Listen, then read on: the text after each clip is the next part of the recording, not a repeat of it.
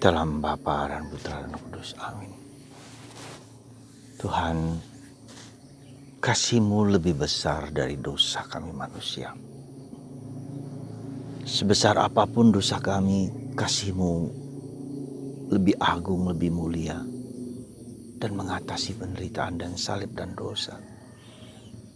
Terima kasih Tuhan, Engkau menunjukkan itu kepada kami hari ini. Semoga kami memasuki hati kasih-Mu yang melimpah di masa Paskah ini. Terpujilah nama-Mu kini dan sepanjang segala masa. Amin. Saudaraku terkasih, Injil hari ini Injil yang sangat menggerakkan, menggetarkan.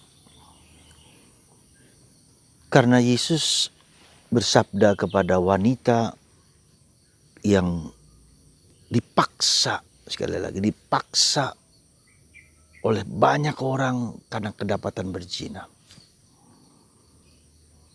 Anda bisa membayangkan, Anda sekali lagi bisa membayangkan orang Farisi pagi-pagi buta ketika Yesus sedang mengajar di bait Allah, membawa seorang wanita yang kedapatan berbuat zina.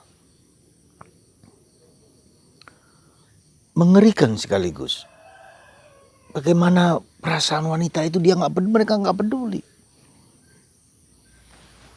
Apa yang dilakukan oleh ahli Farisi dan Taurat itu pagi-pagi bukannya untuk belajar kitab suci, tetapi justru mencari orang-orang salah, hanya ingin mencoba Yesus sekali lagi.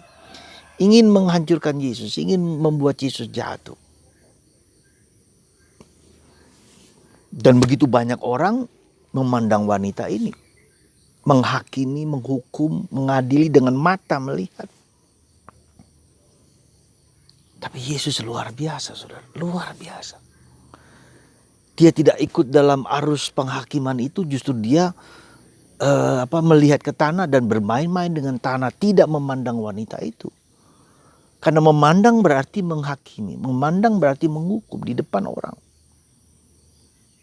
Saya bisa membayangkan wanita itu dengan malu tersipu-sipu, dengan wajah yang memelas, gak ada harapan sama sekali.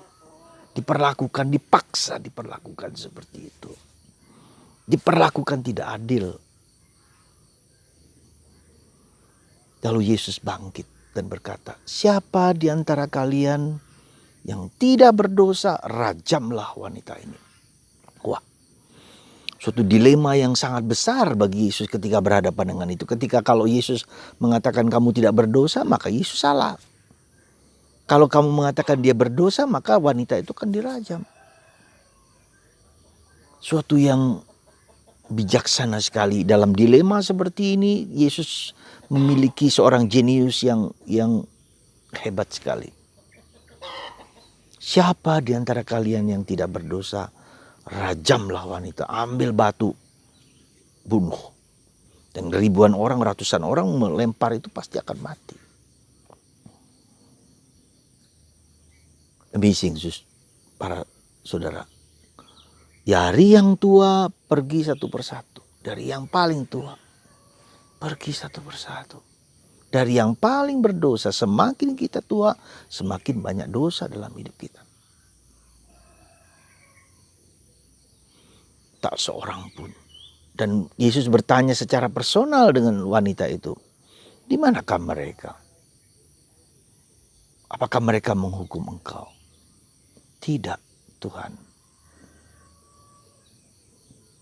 Lalu Yesus mengatakan, aku pun tidak menghukum engkau. Pergilah dan jangan berbuat dosa lagi sekarang. Saudara, bagi saya kata-kata Yesus itu sangat powerful. Orang banyak mau menghukum, mengadili, menghina. Kita memiliki dalam masyarakat kita atau dalam diri kita sendiri apa yang disebut dengan judging mentalitas. Mentalitas menghakimi, mentalitas menghukum, mentalitas. Dan Yesus tampil sebagai Allah yang penuh belas kasih. Gambaran kita tentang Allah yang berbelas kasih bukan Allah yang menghukum.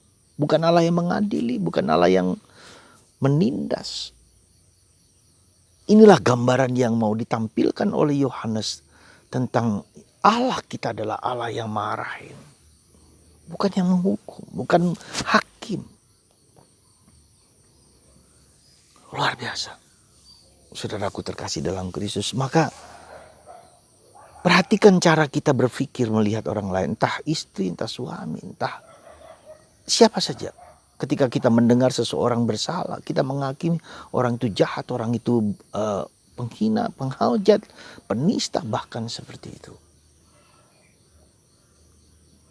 Dan seandainya kita tahu juga dosa kelemahan orang lain, apa hak kita untuk menghukum orang lain?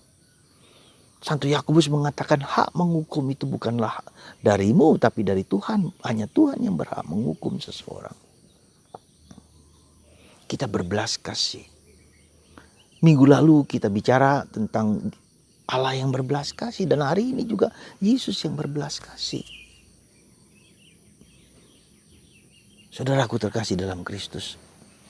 Sungguh sesuatu yang harus menjadi bahan pemikiran, bahan permenungan, bahan introspeksi kita. Apakah saya suka menghukum? Apakah saya suka mengadili? Apakah saya suka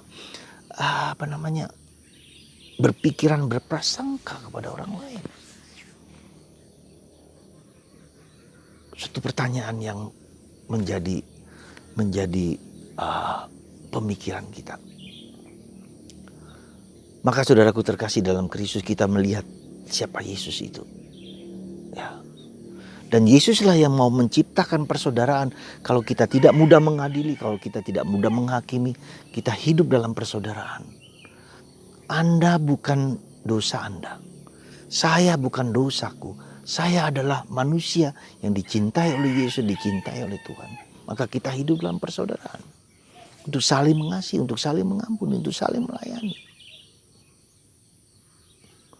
Maka mari saudaraku terkasih, semoga di minggu ke-5 ini, di saat-saat terakhir kita memasuki masa Paskah, minggu depan kita sudah masuki Minggu Palem, kita introspeksi, kita mengaku, jangan dipaksa oleh keadaan supaya kita mengakui dosa. Seperti wanita itu dipaksa oleh keadaan, tapi bisa juga kita dipaksa oleh dosa, kita dipaksa oleh kelemahan, kita dipaksa oleh situasi manapun yang membuat kita harus mengakui dosa. Ya, mungkin sakit kita, mungkin sakit kanker kita, mungkin sakit apapun, mungkin dipaksa oleh keadaan supaya kita berani mengakui Tuhan, menerima Tuhan.